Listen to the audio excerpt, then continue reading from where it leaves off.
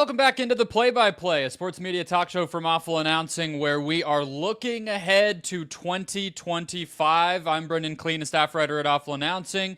That is Ben Axelrod, a senior editor at Awful Announcing, and we are joined by the Emperor, the Grand Poobah, I don't know what word we should use here, Ben Koo, the publisher. What is your title? What do we actually want to call you here, Ben? Oh God, publisher. Our boss. Maybe yeah. that's just what we can go with. Yeah. Yeah. We are here to talk about what to watch for in 2025. I think Ben is great with the big picture, and if you follow him on Twitter, he tends to throw these things out like they're not podcast topics. So we're going to make him come on and turn them into podcast topics, I think, today. And close out the show, fill in the blanks on some top talent across the sports media landscape, some big names that are free agents, some big networks and deals that are going into effect that are going to be hiring, and then we'll each throw out a bold prediction for the new year, something maybe outside of the 5 major bullet points we're going to hit here that we're looking ahead to. And let's start with college football, because this will be coming out in the thick of the college football playoff and bowl season. And I think the conversation throughout the season we talked about it with Chris Vanini of The Athletic. We're kind of in a little bit of a settling point for now, Ben, but what is on your eye as you look at, College game day, big noon kickoff in terms of studio, the sequencing of games, when they're happening, where they're happening, all the kind of changes as conference realignment takes hold in this new world?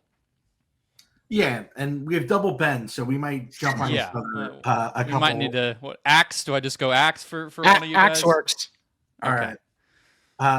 Yeah, you were great on billions. Uncle Bobby.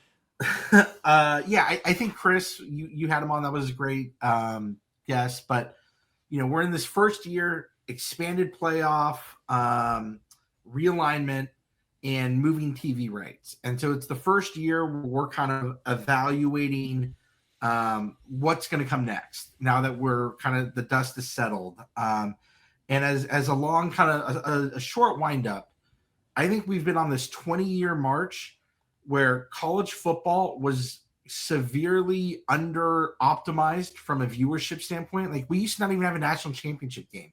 We'd have one in the Rose Bowl, and we'd have 2 playing like 5 in like the Orange Bowl. And then, we had 2 teams. Like, it was a miracle when we got a national championship game. And then, we got the 4. And so we've been incrementally just trying to get this more optimal. And, the networks were dangling money in front of the conferences and schools. Teams started moving, playoff expanded. We added conference championship games. So now that we have this first year under a new system, there's going to be some tuning. And I think if you look at this last season, it was incredibly huge for ESPN in particular. Drew Lerner did the article. Fox Big Noon was the most watched window of network college football for 3 years in a row. They lost the title and they fell to 3rd. Additionally, the last 2 years ago, if we're calling this season that just happened last season, they were kind of getting in the rearview mirror of College Game Day, their show Big Noon Kickoff, and they were sending us press releases and they were giving access to feature reporters like, look at Big Noon Kickoff, and they'd whisper like, it's gonna catch College Game Day, you just watch.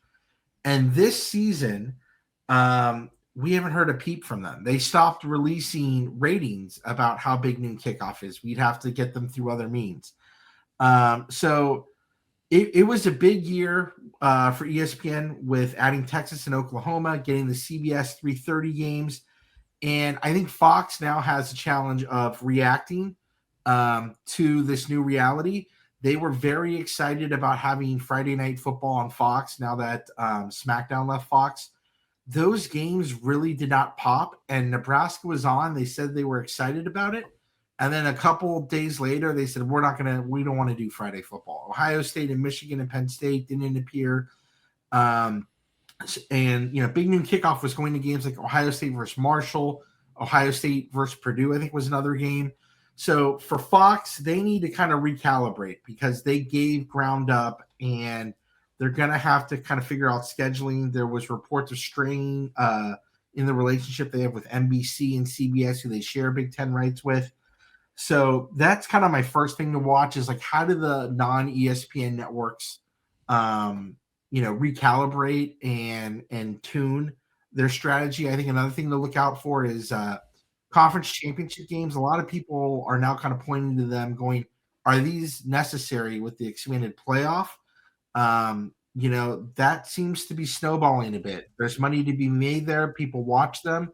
But I think if they want to expand the playoff again, which is something that's kind of up for discussion, that's going to come into focus more. The college football playoff show, I think Axe might have written about this. Do it for too many weeks. And it pisses everybody off. The show's broken. What's the point there? So I think there's a lot of things on the table. I think staffing in terms of Big Noon Kickoff is probably something to keep an eye out for. Lee Corso, will he come back? There's a lot of things to keep an eye out for in terms of structure, scheduling, and personnel. But I think it's been an exciting year with the changes, and there's a lot kind of to keep an eye on going forward. I want to pull on the Big Noon Kickoff string there. You laid a lot out there, and we probably should disclose Ben and I are both Ohio State guys. So that might be where some of the angst about, Big Noon Kick and their allegiance to the 12 p.m. Eastern time primetime slot comes from. But I do think it's that part of it is very interesting because you look in the Fox is very much a Big Ten product right now. That's Big Noon Kickoff is effectively a Big Ten network show. Like it's the kind, it's not a game day challenger anymore. It's a show that's outwardly just promoting the Big Ten. And if you're going to stay married to that 12 p.m. slot for your premier games, that's going to create a lot of issues because that eliminates Oregon, who was your conference champion this year and really your best team all season. That eliminates USC, who you have to imagine at some point will get back on track. It's taken Colorado out of the mix for a lot of these games, which is obviously one of their premier Big 12 schools. And so I think that's just laying that all out. And maybe that's kind of small picture compared to everything else going on in college football. But from a media landscape perspective, I'm really interested to see like if this proves to be a fork in the road when it comes to Fox and Big Noon, because we would see Joel Klatt tweet about it. We would always hear, well, we had the highest rated window. Well, now you don't have the highest rated window. And I think it's going to be really interesting to see whether Fox is satisfied being a secondary alternative or if they do want to make that push and continue to try to challenge ESPN in its college football presentation. Yeah, I think Fox, with sharing the amount of inventory that they have and just, CBS and NBC primarily just having those Big Ten games, it's a losing proposition most of the time going against ABC and the SEC now with Texas and Oklahoma. And we saw that play out. So they're going to have to be more creative on the scheduling front. We saw, and I think you did the story last year, that Fox traded the Ohio State-Oregon game to NBC. So are they going to maybe start to do more trading of windows and games because of what they saw this year? Additionally, is the Big Noon Kickoff show going to go to better games? Because it's very odd when College Game Day goes to Eugene, Oregon, for a night game on NBC, and it's Ohio State versus Oregon. That's a big game. And Big Noon Kickoff that week, Philip might have to look it up or someone, but they're at these odd games, and you go to the channel, and you're just like, what? And the idea is that people will be watching that pregame show, and they'll stay with the game. But if it's Ohio State Marshall, I'm not going to watch Ohio State versus. I'm an Ohio State fan, so I am. But if I'm watching the pregame show, if I'm partial to Big Noon Kickoff, I'm not going to just stay with Ohio State versus Marshall when there's 2 or 3 or 4 better games on. And if they really want to compete with College Game Day, they can't go to the 3, 4, or 5 games that they went to this year, where the spread is like 30 to 40 points. Like no one gives a shit.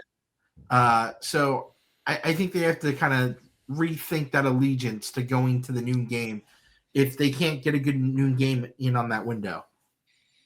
They're kind of telegraphing that it doesn't matter as a standalone show, right? They're telling you it's only an advertisement for the game that's going to happen, but there's no reason that you should care to tune in to hear their talk about the season or the league or you know the world of college football or the games other than that game or anything. It's just basically a pregame show for their game. And that's just so fundamentally different than I think what people like about College Game Day and what feels big and important about College Game Day.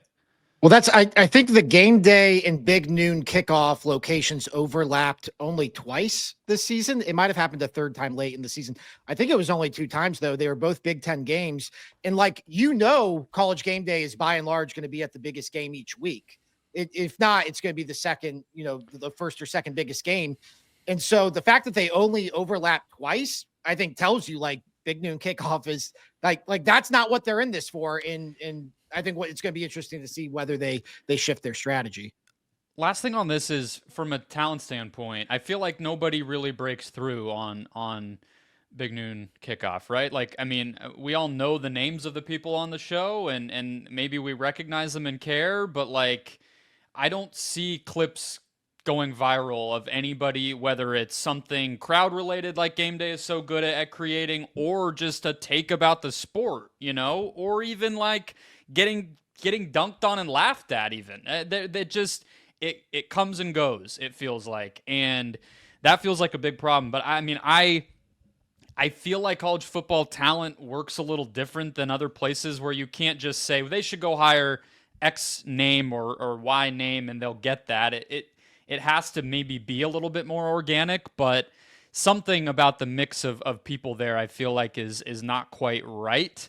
I don't know if you guys have thoughts on where they could go to maybe fix that problem. Yeah, I have a quick thought in that I sometimes I have a 2 TV setup because my wife is understanding and one of the best people in the world, and she truly loves college football, which is great. But right off the bat, name weekly segments on College Game Day. People love the McAfee field goal kick. Yeah, that goes viral. That breaks out. And you had Kirk Herbstreit's dog. People pay attention to Kirk Herbstreit's dog. R.A.P. Ben. Lee Corso with the headgear, yeah. The kicks. Let's talk about Big Noon Kickoff. What is the thing that people think about each week? And you're right, it is a little flat. I think they have done a great job kind of making the backdrop exciting. They get a lot of students in there. They have these marketing street teams that give away t-shirts to students, and they have signs up. They make an effort. I've been on Ohio State's campus, and you do see people steering drunk college fans over there. And they do make it decently exciting. I think they've had a couple music guests, but so they're trying there. But the actual content of Urban Meyer and Urban Meyer fell a lot flat compared to Nick Saban. McAfee and Saban have improved that show, and right on your point, I think they're going to have to look at retooling that show because they're going to boring games and then they're losing ground in terms of what people are talking about socially compared to Game Day. All right, let's jump to the other, a very different land, social media, the internet. Where are we going to be in terms of where sports conversations happen? I think that's kind of the most macro way that I can put this question. Obviously, we've covered and talked about the reaction to the move to Blue Sky, the volume of analysts and teams moving to Blue Sky as an X alternative.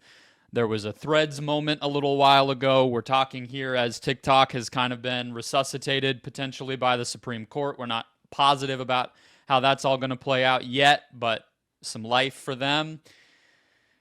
What do we think? Where are people going to go to talk about sports in 2025? Is it going to be the same, Axe? Is it going to be different? How do you feel?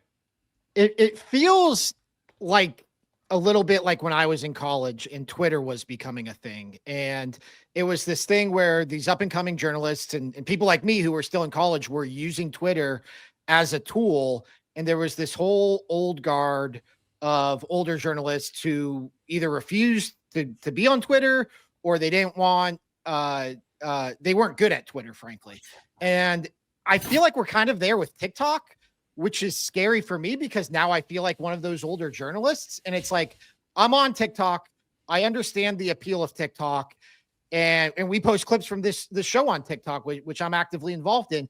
But I just I can't ever see the bulk of my presence being on TikTok the way the bulk of my presence has been on Twitter for most of my career. And so I use TikTok on a daily basis, but it's just, I feel like almost like aged out of having a presence on there. So I do think it's been interesting seeing people like, Jeff Pearlman and others really kind of take to it and try to use it as a tool. But I think TikTok's the future. I don't know if we get there in 2025, and I don't know how this Supreme Court ban works with any of this. But I do feel like that's where we're heading as much as we talk about Twitter versus blue sky. Like I go on TikTok and there's just so much content and I can see the appeal of that content, but it's just a matter of like, when are we going to reach that point where that does become the predominant social media platform for these types of discussions? Yeah, Ben, you put this list together, I should say. We're at number 2 on it, and I want to hear your thoughts. But my 2 cents on the TikTok side of things is that it's absolutely not going anywhere if this legislative ban of the parent company, existing in the United States can be either they find a sale at some point or the Supreme Court rules out some elements of it that allows it to continue. I think it's here to stay from a cultural resonance standpoint, but it's not interactive. It's not conversational. That's the one thing that's impossible. Not impossible. That's the one thing that has not yet been replicated, I think, about Twitter is you can quote tweet something. You can reply to something. You can retweet something. You can take a screenshot of a post and put it and dunk on somebody about how stupid they are and say they got ratioed, like whatever. There are elements of that with TikTok where you can, put a photo of a comment you got, or you can do these responses to comments that are videos, or you can, match up a video with your own and kind of respond. It is interactive in that way, but it's never going to be quite the same thing when it's only video. So that's where I think people are trying to find the next thing is text-based and communal. And I think it's no surprise why that works for sports, because sports are all of those things, very communal and interactive and conversational. So what are your thoughts, Ben? Where do you think this is going? I think you guys absolutely nailed TikTok. Brendon, you've done some of these videos where you kind of explain some of our articles to the TikTok folks. It feels odd to be on there as an older person trying to reach this younger demographic. It is funny. I can make you guys feel a little better, by the way. I don't think it's so much of just a young person's thing anymore. I think TikTok is pretty mainstream, and I think a lot of the creators are not 17 anymore. Like I think people are really finding it, but maybe that doesn't make you feel better. But it's not mainstream until my mom asked me how to use it. Yeah, and then I'm like, shit, I gotta mute her or block. But absolutely. It could happen in time. But you do see these videos where you or someone explains an awful announcing article, like it's there in the backdrop, and you're like, oh my god, that's like 80,000 views, 200,000 views, and then I'll check the analytics and it's like our article got 612 page views, and you're like, if you like that video, guys, there's a whole article there, but that's the world we live in. The reason I brought up this topic is we're a month out from Trump winning the election, and there was a big bump to blue sky. There was a small exodus on Twitter, which we saw, where for the first time in forever, the Awful Announcing Twitter account was gaining 3,000 to 5,000 Twitter followers a month. In November of 2024, starting from the day around the election, it became our first month where we lost followers. We lost them in the first 2 weeks, and then more people started finding us, but there's been that boost to blue sky. And then there's threads which has a lot of people on it, but a lot of people who don't necessarily love it. And I'm in that boat too. If anyone were to aggregate anything from this podcast, I don't know if we've been aggregating much. It would be that the guy running Threads and Meta are a bunch of fucking idiots in regards to Threads, and I want to meet them at a park and fight them. So feel free. If what do you not like about it? I'll come on a Monday. So Sunday football's happen, and my feed will be like, Russell Wilson's playing like shit. They really should have stuck with Justin Fields. And it's because his first drive, he like had 2 incompletions, and then he finished the day. You're seeing things like, oh, this is terrible news for the Browns. He's injured, but the thing is, he came back and scored a touch. I'm seeing things that have no value at all in my feed. It feels like it's too algorithmic right now, and there's not enough users to balance it, right? So it's like these random posts. Like my wife will tell me all the things that she sees, because now everybody's getting it promoted in their Instagram feed, is like these very randomly juicy like relationship threads, or like you can't believe, like almost true crimey types of stuff. But it's like, it's just one post that went really viral, but then there's not really pushback or conversation about it. It's just like this thing a bunch of people interacted with, and then it comes and goes. And I think it's just because there's not enough people to have the quote tweet of that goes, what the hell is this? Or, the big comment that you see first underneath because it got a lot of likes that goes, oh, maybe just don't date crazy people. Whatever like types of things we would see on other platforms, or like where on Reddit there will be a viral post in one community, then the first comment will always be pushback to it or some kind of joke in return. It just feels like until these platforms get to a certain point, you're just lacking the other shoe dropping. They're clearly scared of things that happen in real time going viral, and they wanted to gain more data before they show it to more people. So you're seeing a lot of day-old stuff, often which has been like, corrected at this point. But like when Threads launched, you saw leagues and teams and conferences really warm up to it. And it's because it's owned by Facebook's parent company, Meta. And the way the world works, and I'm glad I get to explain this to our listeners, is that they love that big brand behind it. They love that someone at the NFL works at Meta, and that they can call them, or someone who used to work at the NFL, and be like, hey, how you been? That's great. Hey, we had a question about this. And they love that there's a big advertising. They love the corporate structure. It's safe. It's safe. I know, who do we know there? That is a question that if you can tell someone at the NFL headquarters, oh, so-and-so who used to work here is there. And remember that guy who was at, so-and-so, this team, they're there now. And like, we have a VIP thing that we can pick up the phone.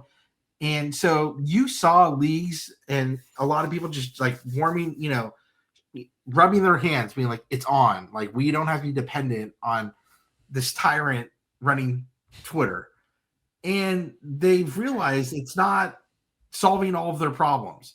And here there is this like organic movement to Blue Sky that it's not going to get everyone that's on Twitter. And because it's a lot of left-leaning folks, a lot of people are going to purposely stay away, even if it's determined to be a better product or algorithm. But it doesn't have that mainstream backing of venture capitalists. Like if IMG or Microsoft or Amazon were to put in $500 million into Blue Sky, and they announced 7 big hires, similar to how Amazon got into sports, all of a sudden there were some names and everyone's like, I know that guy, or this woman used to work here. I think you would see sports on Blue Sky become a bigger thing. Right now, so that's why I brought up this topic, is in a year, who the hell knows what's going to happen? Could Elon Musk and Donald Trump's bromance break up? Because right now the press release on the NBA partnership with Twitter seem like Elon Musk put a gun to the NBA's head and said, "Announce that you have a partnership with the NBA." And the NBA is like, "We have a new partnership with Twitter." What is that partnership? They didn't explain it at all. Will some of these partnerships move to Threads or Blue Sky? Will Twitter continue to kind of bleed out, engagement and users? Things changed a lot in the last year. I have no idea what it's going to what it's going to be like in a year. But Twitter is still dominant. The leagues and the teams are still very comfortable. And I'll just say this: ESPN was very tepid about getting on Blue Sky.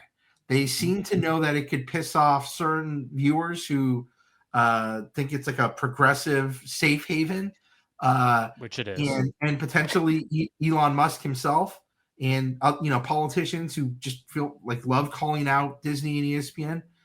A year ago, I think this went underreported and we forgot about it. There was a day where Elon Musk tweeted something. I forget what it was. I think it was anti-Semitic, if I had to guess. ESPN and Disney went a full day not tweeting college football highlights through any account.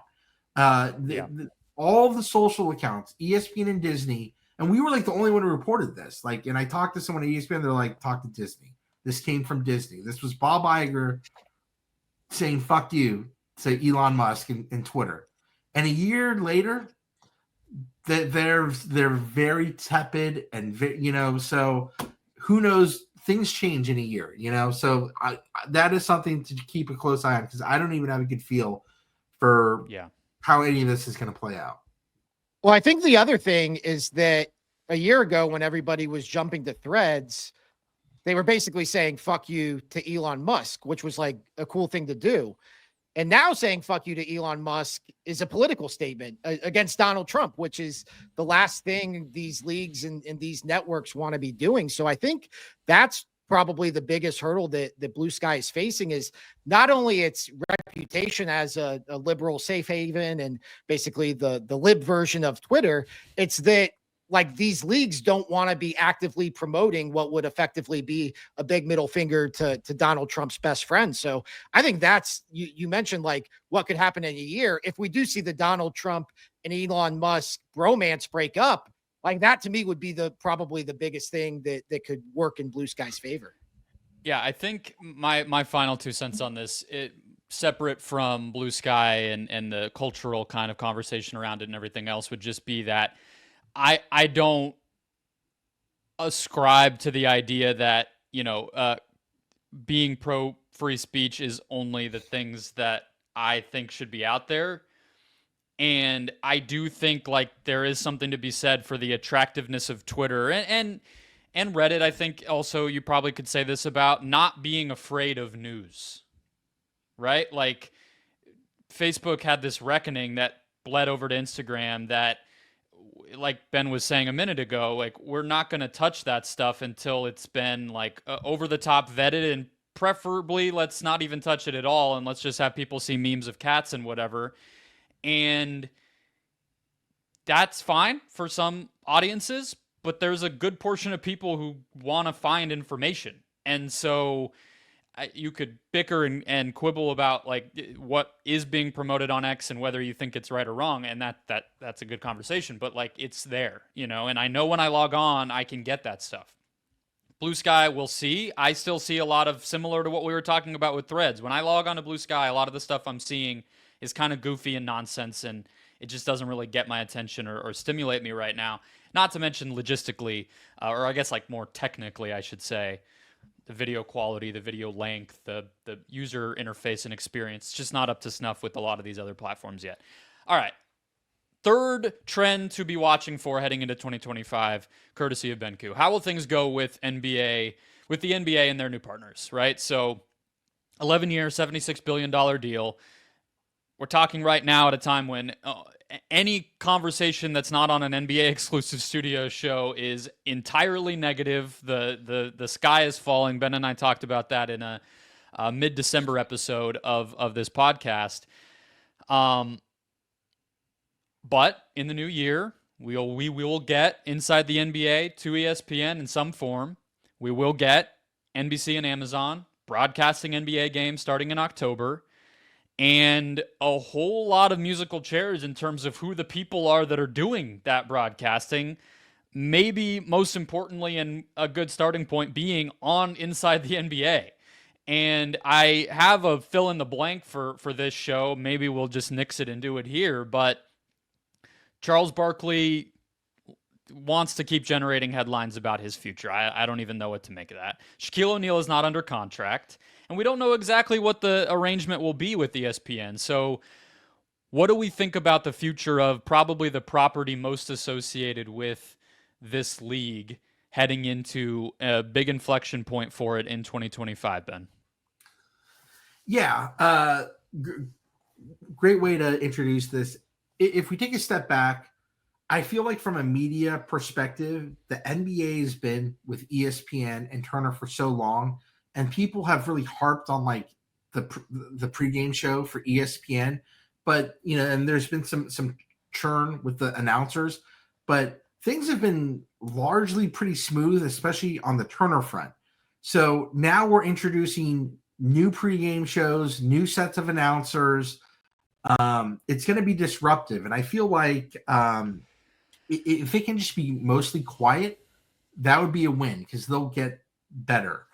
The thing that I thought was very interesting is that when these deals started to get announced, that NBC is likely going to come in, and also what's going to happen with Inside the NBA, they went out of their way to be like, Round Ball Rock is coming back. Inside the NBA is going to be saved. And I think a lot of people, us included, were like, yeah, this is good.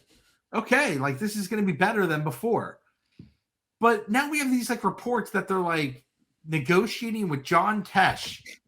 And if John Tesh's PR agent is out there, a publicist, like keep emailing us. Like we love it. We don't know if Round Ball Rock's coming out. There's like a negotiation impasse on Round Ball Rock. And then, we don't have any fucking idea, really. They're just telling us it'll be fine. Don't worry about it. It'll be fine. You brought up Shaq's contract thing. Is Stephen A. Smith, what is his role, if anything, going to be with Inside the NBA? And Charles Barkley loves going on podcasts. Credit to him. Come on this one. Yeah, this one or the Awful Announcing podcast, Charles. So you guys I'll let Brendon do an Awful Announcing interview because I would struggle to ask Charles something that he has not already been asked. I think every question you could throw at Chuck has been asked at this point because he goes on betting, digital streaming betting shows. I covered a comment he made on a Phillies podcast. Like he likes to talk and say things that then TNT says, well, hold on a second. I've seen him one time in person, and it was when I was walking by the VIP blackjack room at a casino, and I was like, "That's awesome." It's like I don't even want to talk to him. I just want to say that's where he was. So you guys are bigger NBA fans than me, and I feel like every week we get an update on Inside the NBA. Even though that we thought it was settled, like this beat of covering Inside the NBA has been way more chaotic than you would think. And they're probably going to say a bunch of shit on this. They talk about like, our new bosses at ESPN. So I don't have a really stark prediction. I think Disney has announced it. Jimmy Pitaro and Bob Iger have been managing talent well. And I think as long as everyone gets paid and they have outside opportunities, this is all hashed out at the agent level, and then Pitaro and Iger and Burke Magnus potentially, and they've been doing these big deals, whether it's Nick Saban or Belichick or Jason Kelsey. They seem to be. I have a feeling it'll all be worked out, but I think there's going to be a lot of backdoor maneuvering and news. Great for us, great for a sports media site. I think there's going to be a lot of twists and turns, but ultimately Inside the NBA will be delivered to ABC, ESPN, as we would hope. With Charles Barkley on it. Yes. Yeah, on this topic. So, if I'm ESPN, why would I not call TNT back and say, "Can we pay a portion of Shaq's contract and get him on all the other stuff we do?" You know, I don't know how maybe it's two separate things. I don't really care about the legality of it, but that has been in my mind since we first talked about it, Ben, when this deal came down, is like Shaq is probably the guy. I mean, he's not as likely to go viral or be a major voice as Chuck is, but he kind of, I think, is the most versatile and useful, given that he's not out here saying he doesn't want to work a lot the same way that Chuck is. Like, they could throw him on all the stuff, and he's Shaquille O'Neal. Of course people will listen. So I think that might be where this goes with him. And then I was really struck by something we covered, which was John Skipper predicting that Stephen A. Smith will have a recurring role on Inside the NBA in some way, shape, or form. And just the quiet response and kind of muted response that Stephen A has had to this, coupled with how much freaking money they're paying him to seemingly just do First Take as far as we know right now and do NBA Countdown on the random days when it continues to still air. It just feels like there's another wrinkle there that maybe we're just not talking about it yet because there's no need to spill the beans, and Stephen A's contract hasn't even been finalized officially yet. But that feels like where this might head. Maybe a little more Shaq at ESPN than anyone else, and maybe more Stephen A. Smith on this show. Well, I wouldn't say more than we think, because a lot of people are predicting that, but as much as we think he might be there, I think that feels right. Yeah, it's weird. There's this like idea that he has friction with the Inside the NBA guys, or that like they would be stepping on each other's toes. Like, these guys are actively creating content together already. Like, they did the crossover with the in-season tournament last year. They just did the free throw shooting contest. Like, Stephen A. Smith is clearly like very probably closer with these guys than we give it credit. And deferential to them, right? Like, it's one of the only shows where he says, "This is your thing, I'm just a guest," versus, he's the star everywhere else. Yeah. And as far as Barkley, like, this just feels like a leverage play, right? Like, if he does have this out in his contract, it does make sense for him to maximize all his leverage. I just don't understand why anyone would think he wouldn't want this. This seems like an awesome setup. He would basically have the Pat McAfee setup where he doesn't have a boss, and he's still on ESPN airwaves. I don't like he's going to go to NBC or Amazon and have a boss and be on a show that's not as popular as the one he's built, his media legacy around. It was funny to see that. They have the finals. They have all the big stuff. Why would you want to be less important? Even if you're making money, right? Right. You're going to make money either way. I kind of rolled my eyes at that quote, but, as a sports media website, keep them coming. Well, the only other thing I would say here as we look toward the other new partners is I'm excited to see. It seems like Amazon is going younger. We saw the report of Dirk, and then I think right before the Carmelo Anthony thing was both. So whatever. I feel like Amazon makes more sense. That kind of seems to be the direction that they're going. But we've had this whole conversation around storytelling in the league. We had Jake Fisher on. We talked about it a little bit in our NBA negative vibe shift episode, Ben, as well. But I feel like NBC having a Basketball Night in America show that might feel like it's for old people or not important, but like I think that is something that can actually be a positive force for the league if they staff that show well and get real storytelling and real chronicling and reporting on this league as like a fixture every week. That's coming. It'll be on YouTube. It'll be on social. People can tune in and watch it leading into big games. I actually think that the league is lacking that, and it might not feel that way with Football Night in America because it's just one of the many shows doing that. But for basketball, I actually think it will really make a ripple. Let's go to number 4. UFC rights. And maybe we can throw WWE in here as well. So the UFC is coming up in 2026, right? Technically, but next year will probably start to be the beginning of the negotiations. Yeah. Yeah. ESPN currently has these basically platform rights. UFC produces it. It's pay-per-view through ESPN Plus. but it's housed there. You need to have an ESPN Plus subscription. And everybody that you ever hear talk about this or write about this negotiation, it's always been framed as that's the last big one for a little bit, right? And I think that's the other reason that this matters so much, in addition to UFC having more and more cultural clout, not to mention that it's just a really popular sport, and the financials of it with the pay-per-view can be pretty nice for the company that houses it. This is less my world than the NBA, so I will give things over to you. But Ben, when you threw this one on our list here, what was on your mind? What jumps out to you as these rumors and reports probably start to trickle out through 2025? Well, I would just like to request clarification that I'm not a UFC fan.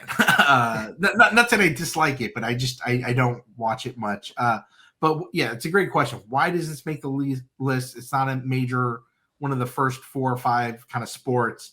You're 100% right. There's been a lot of action in the last 2 or 3 years on sports media rights, and those deals are all 5 years, 10 years, 12 years. So there's just kind of not a lot. There's not going to be a lot of action going forward.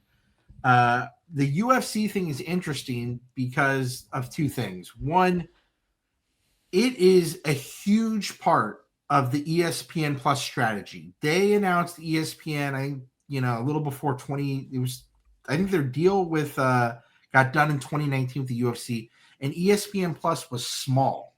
It was super small, and the UFC really got it out there. When you tell me like there's 25, 26 million people have ESPN Plus households, not people, you're like, really? And some of that is people who want to read articles behind the paywall. Some of it is people who got it in the bundle. But the biggest chunk of that was people who were like, I need to order the UFC pay-per-view. And if ESPN loses that, ESPN Plus is going to get substantially smaller. ESPN Plus hit a high water mark of subscribers, I think earlier this year, but it's had a few quarters in a row where it's declined.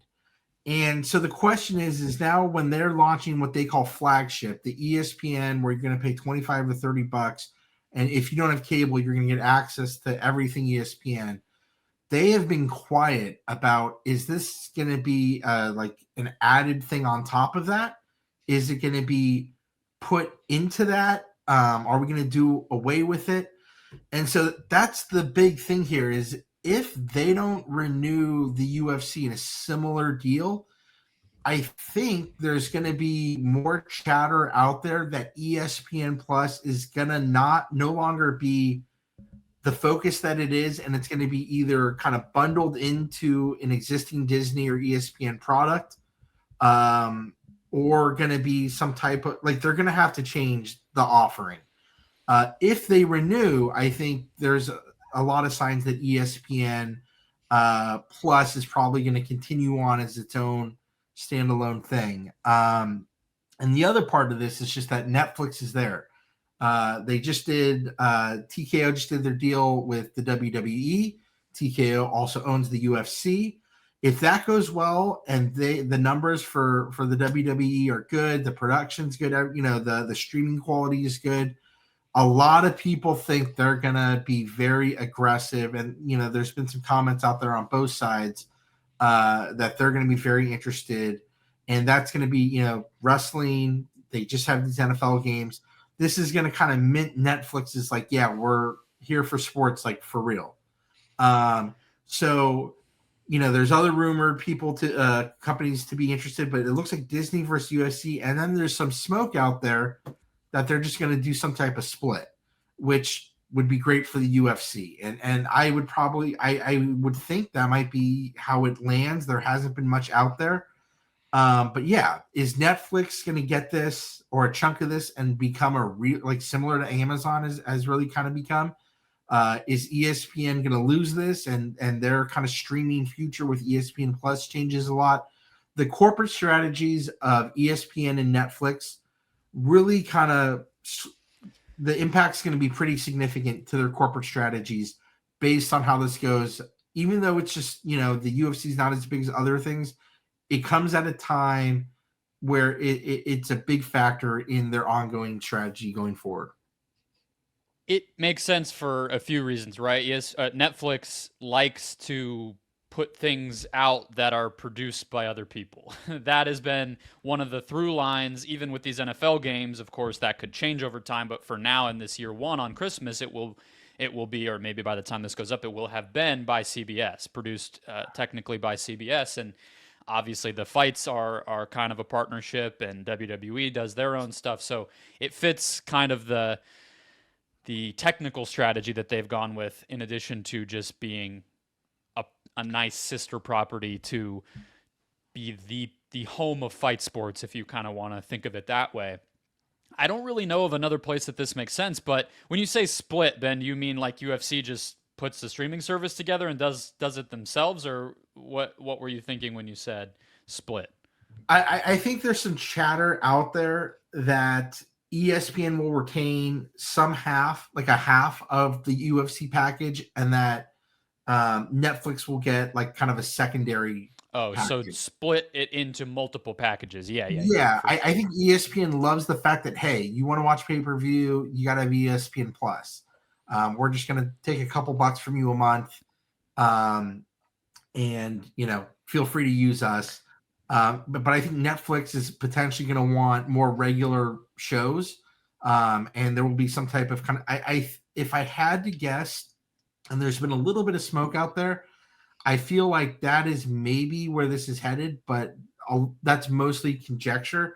But it is an interesting thing to see play out, because ESPN really needs this if they really want to continue ESPN Plus as its standalone thing. It's already kind of confusing that they're going to have this other service, and then they also have ESPN. Yeah, I mean, ESPN Plus, if once this property next year, the subscription service streaming only version of ESPN launches, ESPN Plus will effectively only just be the thing you pay for to get UFC, if they can keep it. I mean, that will really be it at that point. But that actually leads us into our last one. But what is your prediction here, Axe? What do you think this looks like? I think Ben's spot on that this is going to get split. I think they're going to stay with ESPN in some form. It makes too much sense for both sides. If you look back when they first signed their current deal in 2018, there were a lot of people like thinking, what the hell are both of these two entities doing? Like, ESPN's paying UFC $1.5 billion, and UFC's just signing away the rights to all of its pay-per-views. But it's turned out to be a great deal for both sides. For ESPN, you've had the influx of subscribers to ESPN Plus. For the UFC, it's been the exposure they've always dreamed of.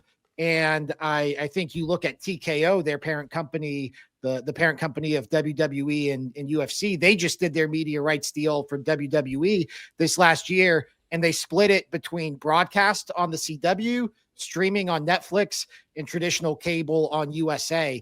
And so the difference is WWE has 3 weekly shows, and so that gives them a little more inventory. Right now, you look at UFC, and it's largely the monthly pay-per-views, and then they have, fight nights every other week or so. I think we'll start to see maybe the fight nights get prioritized a little more, and just it will give UFC some more inventory if they do want to sell it to Netflix or to a traditional cable channel. But I do think they're going to stay with ESPN because the marriage just makes too much sense for both sides.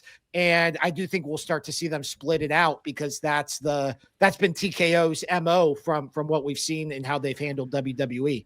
The exposure at ESPN, when before the relationship was in place, they probably got 5 to 20% the exposure they do now. Yeah.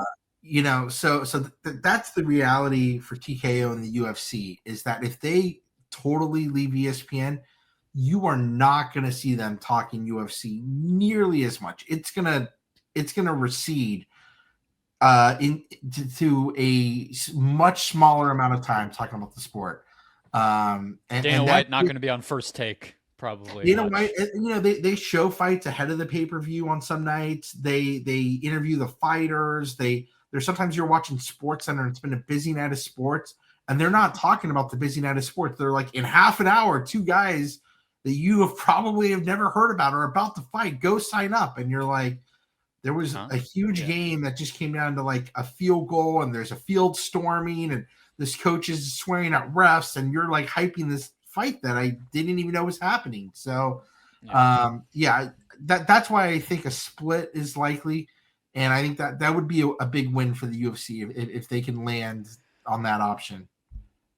Fifth trend for 2025, and it goes hand in hand with what we're talking about here, the launch of ESPN Flagship. So I was listening to the Channels podcast that Peter Kafka does, and he brought on Lucas Shaw, and they were kind of doing a bigger media version of our exercise here, and they touched on this a little bit, and they were, Peter especially was making the case a little bit more for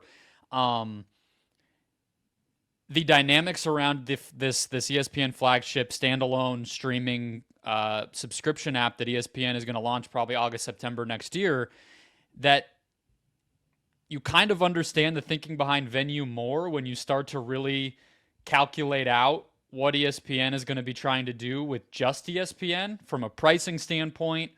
We all balked at 50 or so for Venue, but if it's 25, 30 for just ESPN, suddenly the addition of the other inventory on a Venue service that would have had Fox and Turner or WBD stuff on it starts to feel a little more appealing. And we just talked about from an ESPN Plus standpoint, it's going to be quite a leap financially to get people to jump up from what they thought they were paying for this ESPN subscription service to now this other thing. And what am I getting exactly? And what's exclusive here? Is there anything exclusive?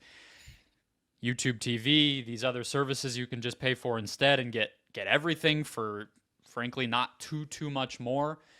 So, Ben, I look at that and I feel a little worried about these companies trying to do this on their own and expect people to replace the revenue that they're losing from cable. But I also don't think we're quite to where they really need to be fully replacing the revenue from cable. So what do you think this pretty big step will look like, as ESPN is maybe the first one to do it, but we're also seeing other companies kind of make similar moves? Yeah, I was like super into seeing like the Venue launch, because that was like, we're going to find out like what the business looks like for, sports streaming, like the main events, free from cable and network TV. And then that blew up, and I thought that offering was compelling. For that there were going to be some people there. I know other people were more skeptical. So I'm super interested to see how the launch goes. I've seen some projections. I don't think it's going to change the world and change ESPN's business, but I think it gives them kind of like, an offshoot that they can kind of build up over time as cable continues to kind of bleed customers. The thing we should say, as far as Venue goes, Lachlan Murdoch predicted 5 million subscribers in the first year of Venue when they were still anticipating the launch of that. So that's not a lot. That's a great statistic. That slipped my mind. I think I had seen that someone projected ESPN Flagship. It was like an analyst. Sorry, he said 5 million in the next 5 years, 1 million per year, I should say. I think that's possible. I saw an analyst predict, and who the hell knows what these guys know, 1 million in the first year, 3 million in like by 2030. And so if you did the math, it was like, this is not going to be this huge business driver. But they still make like 15 billion a year from cable, right? I mean, it's something crazy like that. So the thing that I'm kind of, I want to see how it goes, what the early numbers are, how we, react to the product, what our thoughts are. I think the thing is that the big opportunity that ESPN sees, other than just needing this as people leave cable to have an answer, is the RSN business is getting crushed way more than these national channels. So, Ben, you're a big Cleveland sports fan. That must be a terrible experience in general. It is. Very much so. Brendon, you're in Arizona. Not much better. Not too much better. So the thing that I think is interesting is if we take a step back, there are a ton of sports fans where if you would go, you're a huge sports fan. You watch a ton of sports on TV, and they go, yeah. And you go, well, what channels do you watch the most? There are a ton of fans who would go, I watch, the RSN in Arizona. What would that be for you, Brendon? we don't really have one anymore. It basically broke apart and everybody's on their But own. back in the day, like Fox it Sports was Arizona. Fox Sports Arizona, and you have Bally Sports. FanDuel Great Lakes, I think. Yeah, FanDuel. Yeah, we're to that now. FanDuel Great Lakes. Okay, so if you're watching all of your baseball games that are on locally, all of the NBA games, the NHL games, ESPN might only get like 5 to 10% of your time watched because all of those games there. And now those channels have been getting crushed. And I think the thing about ESPN Flagship, as well as Amazon, is they want to have this interface that you go to find these games, because the cable channels are not really a thing anymore, and they're getting crushed. So and this is what Roku wants to do too. This is their pitch all the time when they do a million interviews, is we're the place you go to find where you go for sports. Everyone wants to be the screen. If you buy a TV, they're like, hey, all of these apps that you want, like Netflix, it's on the Samsung system, or it's on the Sony Bravia, whatever. And a lot of people are like, that's cool. I don't need to buy a Roku or an Apple TV or whatever. And I'm like, no, those devices are better. I want to plug that in because I'm not relying on Samsung and Sony to get me my thing. Like, I'm going to, my television to receive a good Wi-Fi signal when the Super Bowl's happening or something. Yeah. And so the TV manufacturers are like, we want to be there. And then Roku's like, we want to be the screen that you automatically. And then, once you're on to like the YouTube TV screen or the Roku screen, ESPN, now it's like Inception. Like when you get in the YouTube, or, once you open the ESPN app, which is on your YouTube TV, which you have to click into from your Samsung TV, they're going to like find the game. Everyone wants to be where you find the shit. So ESPN is I think trying to steer to somehow gobble up the digital stream. I think Jimmy Pitaro kept saying, we want to be part of the solution for the breaking RSNs. And Roku saying, we help people find stuff. And Amazon put money into the RSNs, the now FanDuel RSNs. And I've heard Fanatics wants to get into the RSN game. And, FanDuel is putting – so everyone sees that people watch the local games, but the business model's breaking. So we want to set up shop to somehow be important and whatever. So that to me is something to kind of watch more than anything. I want to see how the ESPN rollout does, but I'm kind of tuned into the streaming wars for sports, maybe one fought and won and lost in where do these local things go if they're harder to find on cable or they're not on cable. And if there's just like on ESPN, if they just like do a deal or a direct deal with Major League Baseball or the NBA or, through the FanDuel channels, and you're like, I can go here, I can find every single game possible, and I might have to whatever, that might be enough to really win the streaming wars. Yeah, actually, we talked about this with baseball a while ago on the pod, where this kind of idea of baseball wanting to do an entire streaming service, but like the Dodgers and Yankees not really wanting to play ball. Where do they go? Could they just sell it all to somebody? And I guess I should have mentioned when I made my somewhat joke about like ESPN Plus basically only being UFC, they have the NHL thing, right? And don't you have to have an ESPN Plus membership in order to subscribe to that? So that is a version, not maybe quite as exclusive or whatever as you might want it to be if you were painting a perfect world, but that's a blueprint for I think what ESPN should be trying to do to add more reason to pay them. I mean, at the end of the day. Yeah, well, it's funny you mentioned that NHL deal. So the UFC deal, it's like you have to pay for access to UFC, and then you have to pay for the pay-per-view itself. Yeah. The NHL deal, just you have ESPN Plus, you have access to all the out-of-market NHL games. It's actually like an incredible deal that nobody talks about. I learned that last year when sports gambling became legal in Ohio and I was betting hockey for the first time in my life. But okay, so it is all encompassing. I live in the 5th biggest city in the country that doesn't have a hockey team, so I'm out of the loop. We lost ours. I checked out on that. Okay, no, so it's league pass. It's Sunday ticket. It's just there. Okay, yeah, and so that's I think that's kind of an interesting string to all of this is as ESPN adds assets, like, are they going to make you pay more? And does it just become something where you're paying for the ESPN cable bundle now? Or like, are you getting all this built-in value when you're subscribing to ESPN Plus or Flagship, or it's going to be called Flagship, by the way, right? Like they keep saying it's not going to be called Flagship. That's just the working name, but I feel like they've called it Flagship for so long now. It's going to be called Flagship.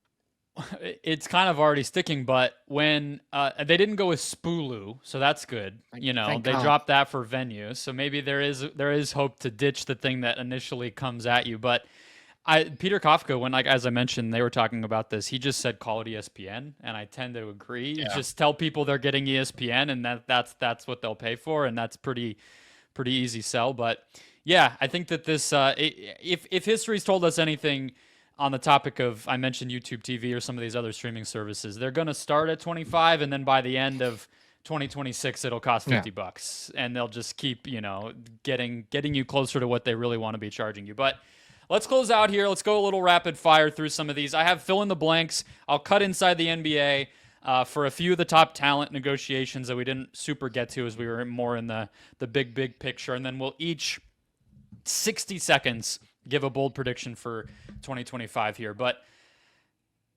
filling in the blank for top talent, Bill Simmons, who is reportedly a free agent in Q1 2025, founder of The Ringer, runs The Ringer, has an executive position at Spotify, has partnership with HBO for film production that still gets tapped into from time to time, did a Netflix doc this year.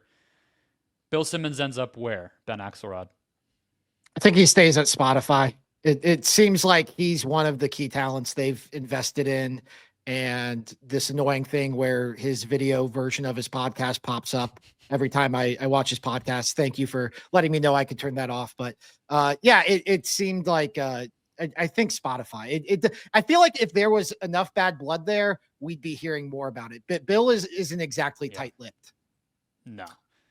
I will defer to our in-house Simmons expert in Axe. If I had, I resent that.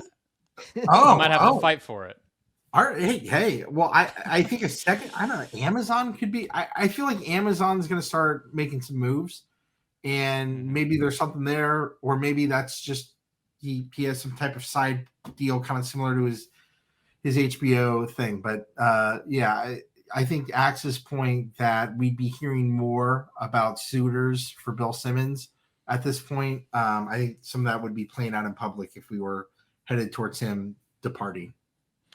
All right, Colin Cowherd, free agent next summer from everything that has been out there, and has the volume, I should just say, that company has grown and had pretty significant investment along the way, and has some pretty, respected people running it, and some relatively big hires, Draymond Green, Richard Sherman, most notably, but also some shows that have grown organically with talent that we didn't know about beforehand that are, very YouTube heavy with their strategy. And then obviously still does the herd on FS1. We talked about FS1's overhaul acts on one of our first episodes, and we kind of agreed, like, this network really doesn't have a lot if it doesn't have the herd. So they're kind of in a standstill until they can evaluate whatever his next steps are going to look like. I'll start with you, Ben Koo. Where does Colin Cowherd end up? I think he'll stay. I think he has a good relationship with Fox. It's just they got to pony up the money, and I think they have to kind of look at the state of FS1 in general. And if you don't re-sign Colin Cowherd, there's a lot of kind of question marks about, we saw it with NBC Sports Network. They were basically in viewership around the same size as FS1. There were some years, I think Olympic years, where they were bigger than FS1. Where's NBC Sports Network now? They did the math and said, we're going to go with like a TNT approach where we got shit on TV and there's sports sometimes. I guess the difference would be Fox doesn't have anywhere else to put the stuff, right? They got rid of all of it. Yeah, no, that's a great point. So I think culturally he likes being at Fox. And it's kind of the anchor for the network from a studio standpoint. I wonder maybe Fox could invest in the volume as part of this type of deal. I think when we're seeing a lot of the talent deals getting done today and in the media rights deals as well, creativity is a big thing now. Just like, we're trading Big 12 rights to get inside the NBA. Some of these talent deals where like your podcast is separate, or ESPN Bet is going to pay Stephen A. Smith. Something creative is going to get done outside of the box that Colin Cowherd will stay with Fox and stay with the volume, and it'll placate any desires and entrepreneurial ideas he has. I think ESPN would love to take him back, but with McAfee still kind of in that slot, unless something were to, and they don't care about radio. Yeah, they've moved on from radio. Exactly. Yeah, I think he stays at Fox just in a reduced role. Maybe I think that right now it seems like he's kind of evenly divided between the volume and Fox, and I think we'll just start to see him gradually continue to shift his attention toward the volume until somebody buys it or he can sell it. But I think he has so much leverage over Fox because he has that star power they would be so desperately lacking if they didn't have him. And it's a cushy gig for him. Like he does his show, he gets paid handsomely, and he gets to build up this entire podcast empire on the side that he's probably going to sell for millions of dollars one day. So I don't see any reason why he would rock the boat at this point. You guys don't think that he could depart and Jason McIntyre could fill the 3 hours with his own show? I think it would be Danny Parkins, right? Like it's like Colin Cowherd really likes Danny Parkins. That's if I see, I wanted to like say he's going to go to ESPN and then what does Fox do? And it's probably put Danny Parkins in his spot because I'm not sure what they're doing with Breakfast Ball. But yeah, I just think it's going to be status quo. Yeah, Cowherd has said he wants to do the show for another 10 years. He said that openly. I think he said that to Ryan Russillo, and he has teased a move to Chicago. That was something we wrote about that he just randomly brought up. So maybe that becomes some kind of sticking point or is part of a kind of gradual off-road to, some decreased length of show or a different kind of role. But I mean, he deserves to be paid pretty highly, and there's not a lot of places that can do that. Stephen A. Smith, do we think anything that we don't already think we know about his new contract comes up along the way as this thing gets finalized? I'm just, my antenna are up because why have we not gotten a press release from ESPN when it's been weeks of that this thing is basically done, and then he pushed back on it being done? And is there anything we're missing with Stephen A. Smith's new contract at ESPN? Yeah. I started a piece on this, and something on the business front has been very pressing, and I have not circled back. So as soon as they announced the Inside the NBA deal, a huge part of Stephen A. Smith's work for ESPN, where they show him like walking in. This is the outfit for Stephen A. Smith. This is your pregame show, like Stephen A. Smith. A huge part of his leverage kind of went out the door with the Inside the NBA deal. He is needed potentially less at ESPN, and he created leverage by having his podcast be separate. He saw where he could create leverage to make more money than McAfee and others. He strategically did that. He did the Prize Picks thing where there's commercials of Stephen A. Smith saying ESPN bet's amazing. I'm the spokesperson for it. But then on this podcast, he's like, Prize Picks, basically a competitor, kind of a long story, not technically a sports book. And so now this new deal is saying, we're going to get some money from ABC. We're going to get some money from ESPN Bet to help kind of get Stephen A. to his number. And I think that'll work out, but I think the devil is in the details, and that's probably going to take a long time. And the other thing I want to say, and I've actually been in touch with ESPN about this, I just need to find the time to write this, is I think all these reported salaries are fucking bullshit.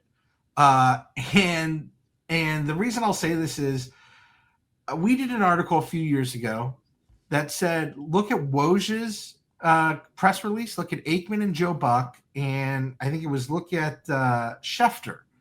And all of their contracts, their press releases said, we're re-signing them, multi-year deal. We're real excited. Part of their work will be creating content for ESPN Plus. And because salary was coming from a separate division in Disney, the DTC group, so when you hear $18 million, was $5 million coming from their work from ESPN Plus. And my follow-up to ESPN was, hey, I was on ESPN Plus. Where the fuck is this Woj Schefter? I can't find it anywhere. And they're like, it didn't get done.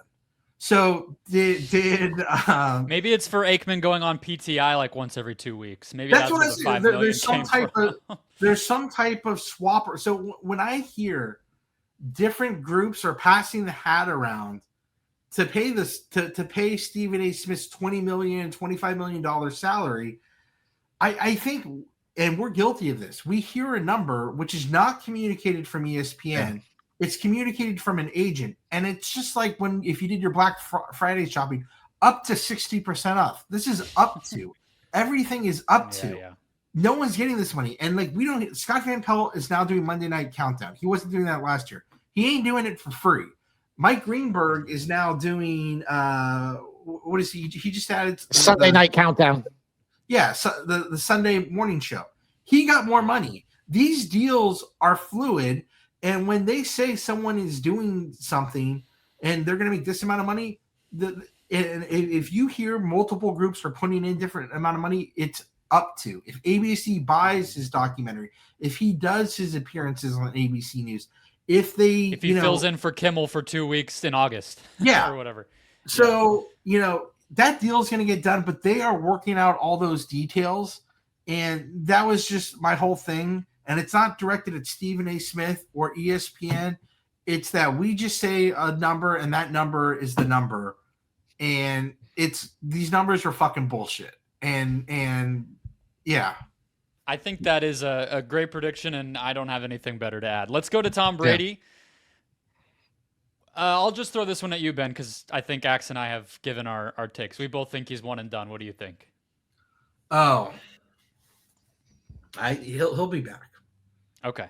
And then that's it. You're held to it. That's it. That's the only 2 cents you get. Okay. Last one. Who is on the top ESPN NBA booth alongside Mike Breen heading into next season? I'm not going to say for this year's finals because it's just going to probably be Doris Burke and Richard Jefferson. But in 2025-26, when the new package starts, Mike Breen and who? This one is you could go anywhere. You literally could just pick a name out of a hat, but that's the fun of it. What do you think, X? Dwayne Wade hasn't signed with NBC yet, right? He is still out there. I think it's going to be Dwayne Wade. Jamal Crawford just kind of took his spot. So right. I think it's going to be Dwayne Wade. I think you look at the reporting and everything Burke Magnus has said, they want a big name. And so clearly, like Richard Jefferson just doesn't have the star power they're looking for in that role. And so I think because the reporting on Carmelo Anthony came out a few weeks ago.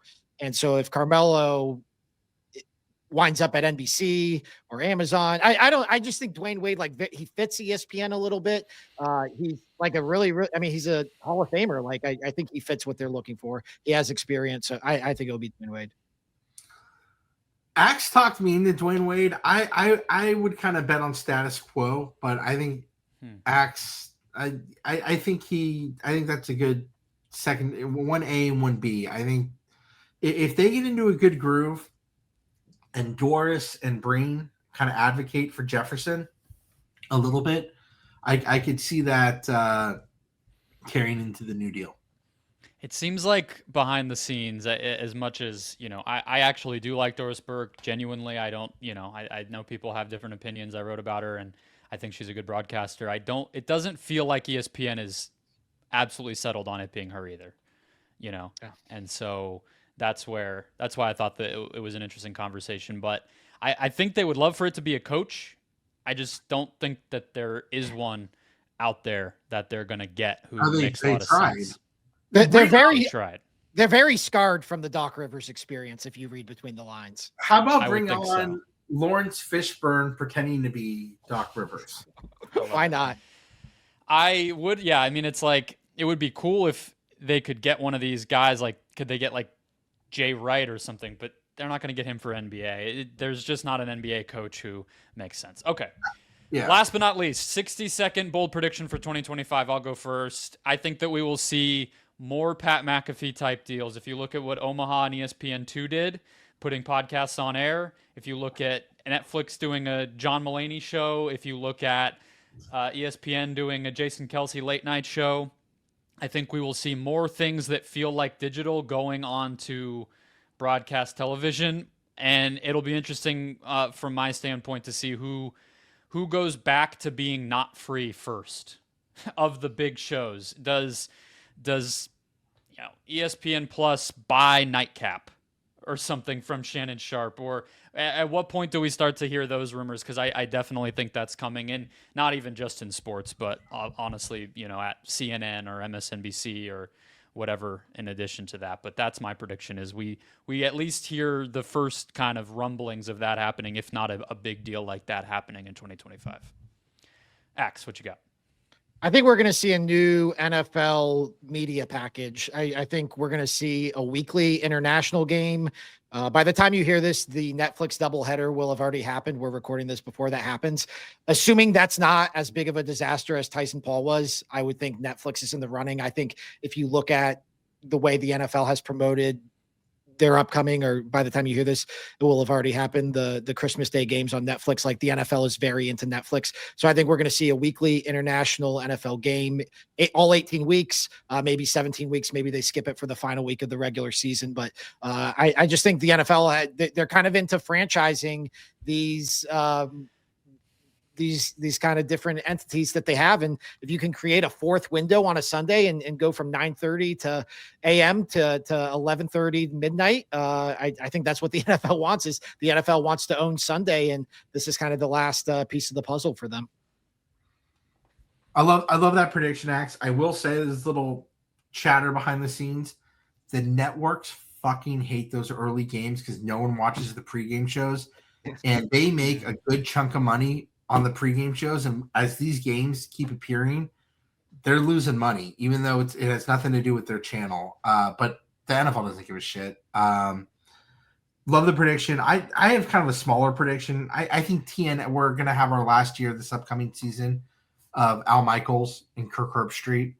I think when Al goes, I think they'll decide to I don't think Kirk's been bad, but I think they'll revisit that decision. And I just, right here, a couple minutes before we started, I just took a crack with no research whatsoever. And I'm going to go that after Herbstreit and Al Michaels, we are going to have a Noah Eagle, Greg Olson Thursday night booth in the 2026 season. I would go works. the Elder Eagle, but I like the predict. Because didn't Amazon hire him for NBA? That feels like, we're coming for you. Maybe Noah has Tarico's job in his sights, but that's not coming available anytime soon. But I like it. Yeah. No, I think that would be a great fit for both of them. If Tom Brady is going to step down, as your two crystal balls show, that probably goes out the window. But I think if not, sure. I think that feels like a very plausible scenario. All right. I think we just predicted everything that's going to happen. I don't think we could just sim to end of 2025. I think we just got it all out of the way. That'll wrap us up, guys. Went long. Great episode, though. We're here for you every single week, kind listeners and viewers. We also are at awfulannouncing.com covering this stuff moment to moment. We also are on social media. We put clips, as we talked about, on TikTok. We also have content coming out on Instagram and X and all the social media places that you are. So go check us out there, and we'll see you next time.